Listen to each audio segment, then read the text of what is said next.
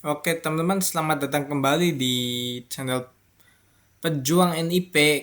Seperti biasa, kita akan membahas soal TWK paket 2, teman-teman. Semoga kalian dimudahkan dan dilancarkan. Saat ini kita sudah sampai kepada soal nomor 7, teman-teman.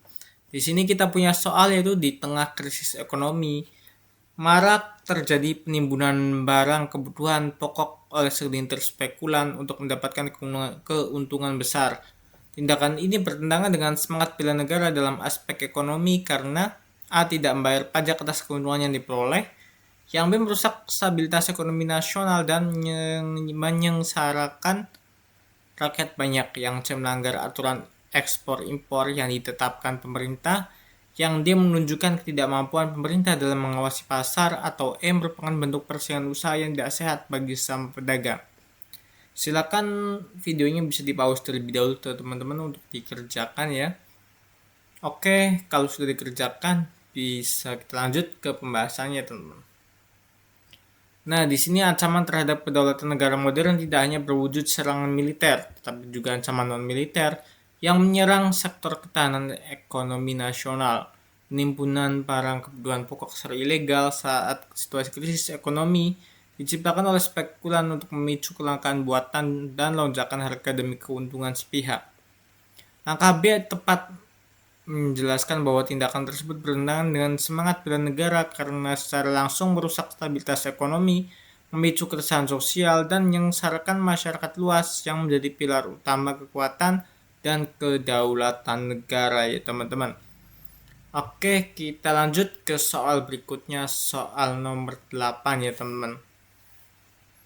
Di sini kita punya soal amandemen UUD 1945 dilakukan untuk menyempurnakan aturan dasar mengenai tataran negara agar lebih demokratis. Salah satu perubahan signifikan adalah pembatasan masa jabatan presiden.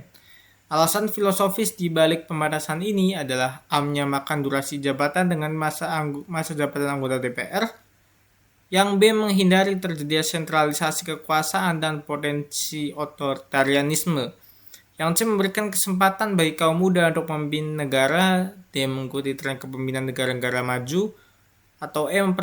Mempercepat proses pembangunan nasional melalui pergantian pemikir. Oke, silakan bisa terlebih dahulu di pause seperti biasa teman-teman untuk dikerjakan. Jika sudah, kita lanjut ke pembahasannya ya teman-teman. Nah, di sini adalah jawabannya yang B. Amandemen UUD 1945 yang berlangsung pada era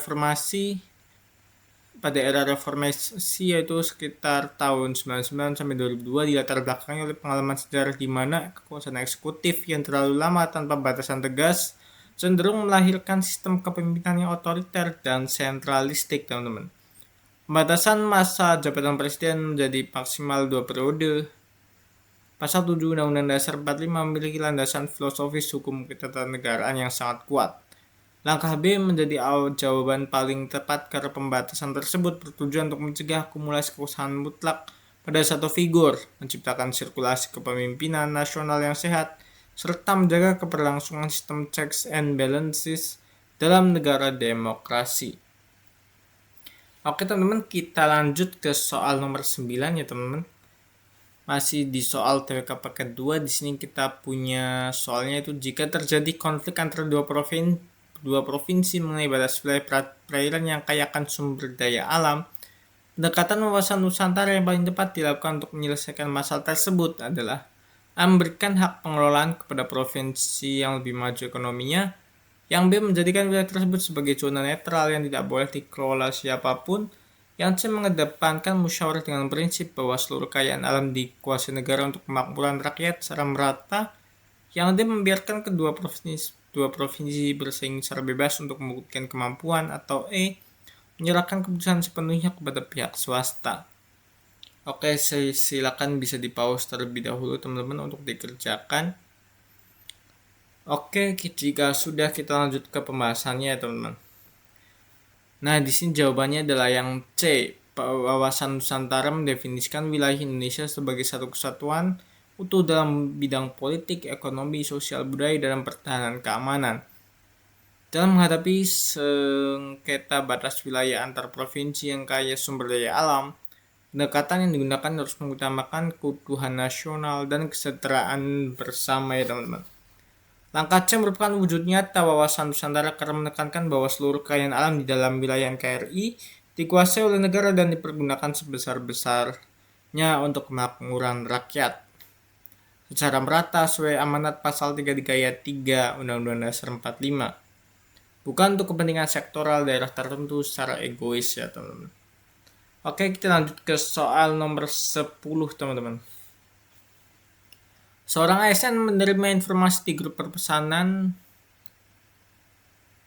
yang berisi ajakan untuk membenci kelompok tertentu serta berita bohong mengenai kebijakan pemerintah. Tindakan bela negara secara digital yang harus dilakukan oleh ASN tersebut adalah A. Menyebarkan informasi tersebut agar orang lain waspada, B. Menghapus informasi tersebut dan keluar dari grup demi ketenangan pribadi, yang C. Melakukan verifikasi data atau fact checking serta memberikan penjelasan yang benar secara santun di grup tersebut, yang D. Melaporkan seluruh anggota grup ke pihak berwajib tanpa peringatan, atau E. Mendukung konten tersebut jika sesuai dengan opini pribadinya. Oke, silakan teman-teman untuk nomor 10 bisa dikerjakan terlebih dahulu atau di screenshot ya teman-teman. Oke, lanjut kita ke pembahasannya. Nah, ini untuk pembahasannya ya teman-teman.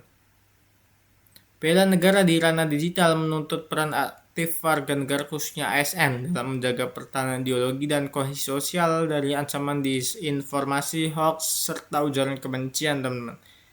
ASN berfungsi sebagai pemersatu bangsa yang memiliki tanggung jawab moral untuk menjaga ruang cyber tetap kondusif dan berbasis data yang valid. Langkah C adalah bentuk bela negara digital yang paling konstruktif karena melakukan klarifikasi fakta atau fact-checking serta memberikan edukasi yang santun di ruang publik atau grup perpesanan untuk meredam potensi provokasi dan perpecahan di masyarakat teman-teman. Oke teman-teman, sekian untuk video kita kali ini. Semoga apa yang kita sampaikan bisa bermanfaat. Sekian teman-teman, terima kasih.